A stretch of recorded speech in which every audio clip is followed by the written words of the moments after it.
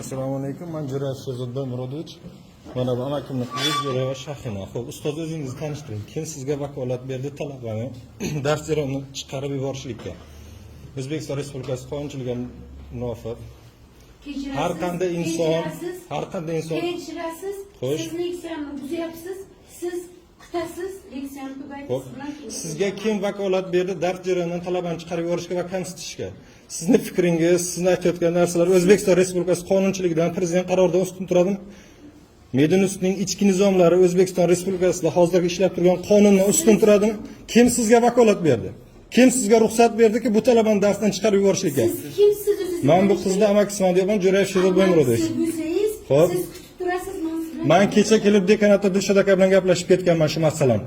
Nima uchun bu qizimiz endi telefon qilib dekan bilan aloqa qilish kerak, siz hal qiladigan masalani nechinchi marta bu holat takrorlanyapti? Dinga nisbatan adovatingiz yoki dinga bo'lgan tushunchangiz bo'lsa xalq o'rtasida bunaqa adovatni qo'zg'atishga kim sizga ruxsat berdi? Kimsiz siz? Kimsiz? Men aytyapman o'sha qizni amakisi bilaman. 3-marta. Xo'p. Men shu yerda zavqa gidrasiman. Xo'sh. Zavqa javob beradigan odamman. Ichki tartib qo'ydi. Ichki tartib qo'ydi. O'zbekiston Respublikasi qonuniga va prezident qaroriga zid kelganda sizlarning qonunga bo'ysunasizmi? Siz bu kishini oling, bu kishini. Olaversizlar bemalol. Mana kafedrada shuncha qizatib, kim sizga orqadan bog'lasin deb kim majburladi? Ha? Nima bu O'zbekiston bedarvozami sizga? Kim sizga diniy adovatni qo'zg'atuvchi, xalqlar o'rtasida bunaqa nafrat uyg'otuvchi leksiya qilishga ruxsat berdi? Mana ishdan.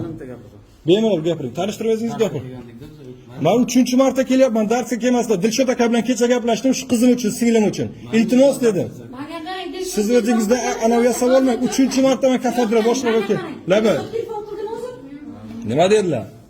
Bu yerdan lachagi bo'lsa dedi. Lachakmi o'sha? Ana shuni dedi, kelib ma'rifaga, siz borasiz o'zi ma'rifga uchrashasiz. Ma'rif akangiz bilan hammasi bilan gaplashganman. Telefon nomerimni o'zim mani kabinetimga borsin, qaysi kerak bo'lsa. Qayerdan chiqqan bu ahvol bu? Qiz bolaning eshiting oxirigacha, qiz bolaning kiyinish madaniyatiga daxl siz.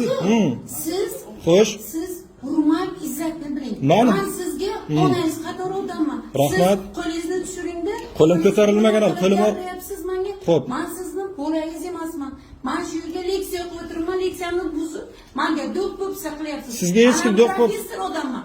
Sizga yosh odam yoki kechagi student emasman. Xo'sh. Mendan talab qilingan narsani talab qilyapman. Borib, siz bu narsani ma'rif g'oyib nazari bilan gaplashib, keyin keltiringda ustoz. Ma'rif g'oyib nazari bilan kecha gaplashildi shu masala. Siz katta pedagog ekansiz. Pedagogga yarashadimi talabani darsdan chiqarib yuborishlik kiyimi uchun?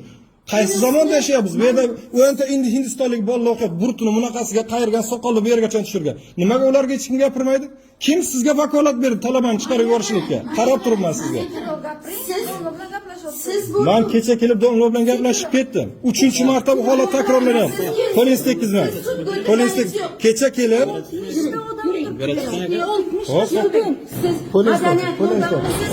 Ko'ring, kiraman, leksiyaga kir. Madaniyat. Hozir siz demak bu mana shu holatda bu talabamiz kirishligi mumkin emas. O'zbekiston Respublikasi qonunchiligiga to'g'ri kelmaydi. Qog'oz olib kelib, qonunchilik bo'lsa. Siz qonun qog'oz bilan menga bering, mana shu holat kirish mumkin emas deb. Demak, darsga kirish mumkin emas. Prezident qaroriga siz qarshi chiqasiz. O'zbekiston Respublikasi mazkur qonunchilikka siz qarshi chiqasiz. Inson huquqlari himoyasiga qarshi chiqasiz.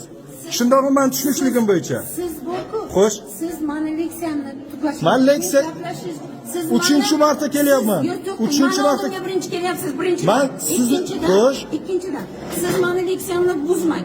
Siz inson qonunlarini siz bilasizmi? Bilaman. Men ham o'z qonun huquqimni bilaman. Nimaga bo'lsa prezidentning qaroriga qarshi chiqasizmi? Mazkur qonunchilik olib keling.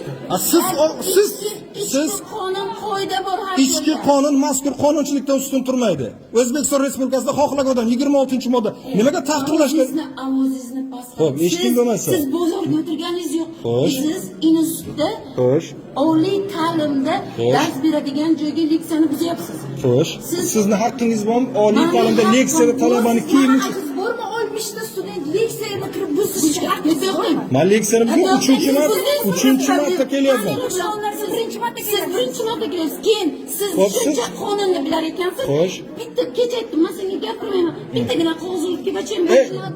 Da'vogar kim? Bermasa borular bilan gaplash. Menga nima deysan, meni leksiyamni buzib? Mana o'qituvchining ahvoli, mana pedagogning ahvoli. Siz da'vo eshiting.